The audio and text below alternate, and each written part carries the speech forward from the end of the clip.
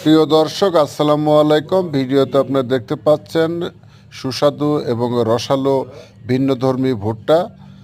এই ভুট্টা আগে ছিল না, এখন বর্তমানে ভুট্টাটি পাওয়া যাচ্ছে বিভিন্ন জায়গায়।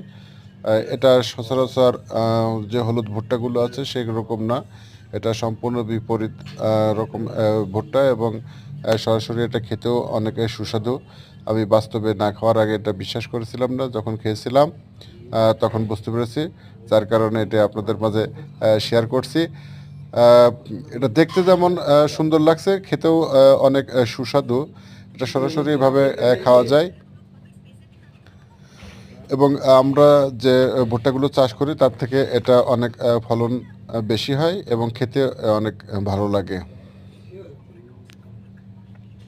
সম্পূর্ণ এখন দেখুন এটা কিভাবে ছড়ানো হচ্ছে, খুবই সুন্দর।